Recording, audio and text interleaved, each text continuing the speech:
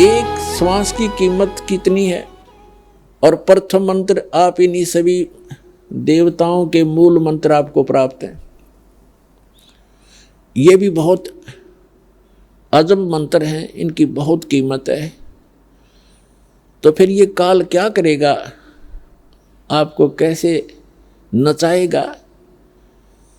जैसे प्रथम मंत्र में गणेश जी का मंत्र है, ये मूल मंत्र है इनके, इन मंत्रों के बिना लाभ नहीं होगा। और ये मंत्र भी अधिकारी से हो और पुण्यात्माओं।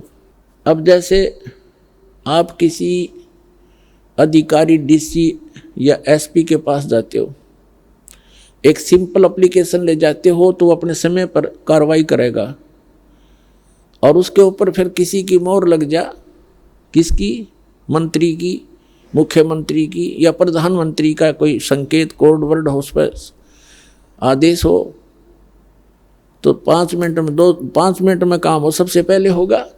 तो इसी प्रकार पूरे संत नाम लेकर के और फिर ये मंत्रों का जाप किया जाए, ये मूल मंत्र है, तो तुरंत काम करेंगे। वो सतर्क हो जाते हैं देवता की किसके माध्यम से आया है, तब उनको लाभ मिलता है। जैसे आप हमारे हरियाणा में भैंस, ये क्या नाम है, जैसे खागड़ हो या जोटा होता भैंसा, अब उसने भैंसा भैंसा करे जाओ कति नहीं जान देता वो, और उसको एक बार कर दे हुर्र तो ऐसे देखेगा नो, वो उसका कोड वर्ड है, वो मूल मंत्र है उसका, जिससे वो अट्रैक्ट होता है, उसके बस की बात नहीं। तो इसी प्रकार ये मूल मंत्र हैं। इन मूल मंत्रों के जाप करने से ये देवता ऑटोमेटिकली प्रभावित होते हैं, इनके बस की बात नहीं। ये सब अपनी क्रियाएं आपको लाभ देना तुरंत प्रारंभ कर देते। तो जो पार होगी वो तो होगी, उनका तो है, समस्या हल होगी। और जो रहेगी फिर काल कैसे नाश करेगा उस व्यक्ति का। ये प्रत्येक शहर, प्रत्येक लोक में इसने रेस्टोरेंट बना रखे हैं और वहाँ का जो भी देव है वो कमीशन लेता आपके पुण्यों से, और तब अपने लोकों को चला रहे हैं।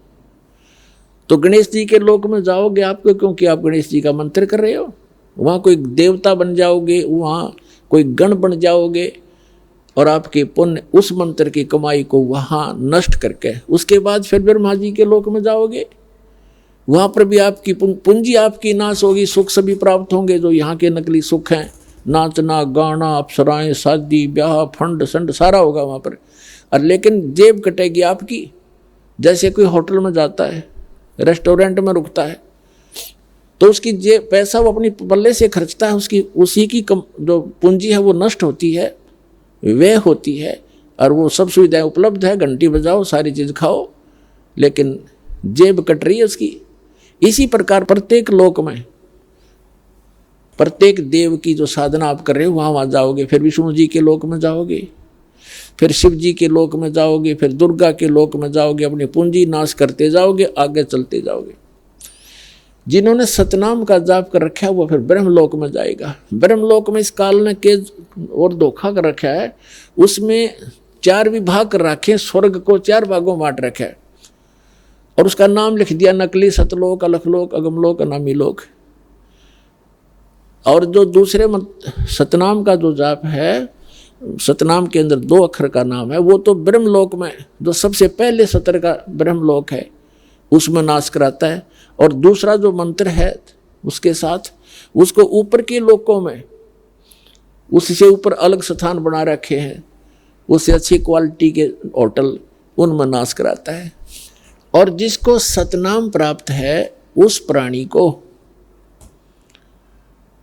परमात्मा फिर आकर के जब उसको मानव शरीर प्राप्त होता है उसको फिर से ग्रहण करते हैं, उसको फिर से नए सिरे से फिर तैयार करते हैं, ज्ञान देते हैं। अब देखो पुण्यात्मा, कहाँ तो अब आपका फाइनल गेम है यो, जैसे समझ में आ जाए आपके बाद अपना करवा के कल्याण, मर्यादा में रहो। इतनी भक्ति जो आप कर रहे हो पर्याप्त है। परमात्मा को सब पता है कि इस काल के लोक में कौन कितनी भक्ति कर सकता है। यो करण नहीं देता, 100 टेंशन पैदा करके रखता है एक व्यक्ति के। बताइए जीव कैसे पार होगा, कैसे भक्ति करेगा। तो इसलिए इन्होंने ऐसा अनमोल मंत्र दे दिया कि सारे दिन में 100, 200, 500 मंत्र भी सतनाम के कर लिए मैं तो भी पार कर दूंगा। मालूम है मालिक को कि ये कर नहीं सकते, इस हालत कर रखा है इसने जालिम ने, तो ऐसा अनमोल मंत्र दे दिया कि इसकी कीमत इतनी गजब की बना कर दी कि ये आप पे आपकी जो है इतनी बढ़िया कमाई बन जाएगी। अब जैसे एक व्यक्ति 200 रुपये कमावे सारे दिन में, और एक ऐसा बिजनेस बता दिया किसी ने, रोज के 2 लाख रुपये गल्ला लेता है, तो उसमें 10, 20, 50 हज़ार की कमाई भी होती होगी उसको। तो आपको वो बिजनेस दे दिया, वो तरीका बता दिया कि इसमें आपको रोज की घनी कमाई होगी। तो इस प्रकार अब जो रह जाएगा, अब जो सारनाम प्राप्त प्राणी भी रह जाते हैं, सारनाम प्राप्त हो गया इसका मतलब ये नहीं मुक्ति होगी। जिस दिन भी जरा सी गफलत करी उसी दिन काल गुद्दी पकड़ लेगा आपकी, चाहे कुछ भी प्राप्त कर रखा आपने। परमात्मा कहते हैं जब लग हंसा हमारी आना, आन मन मर्यादा में, और काल लगे नहीं तेरा बाणा। तो जब हम सतगुरु की शरण से दूर हो जाएंगे तब काल आपको जकड़ लेगा, आपकी बुद्धि खुलना नहीं देगा। बुद्धि खुल नहीं होती तो पहले खुल गई होती आपकी, अब खुली आपकी बुद्धि परमात्मा के इस ज्ञान से, दास की माध्यम से, तो फिर उतनी ही जकड़ देगा। 1-2 महीनों के बाद ही आप यहाँ बंद कर दोगे तो उसी दिन आप उसी तरह बुद्धि घुमा देगा। ब्रह्मा विष्णु महेश की घुमा रखी था, आपका ब्योंत क्या है, आपकी तो फिर बुनियाद क्या है, विचार करना।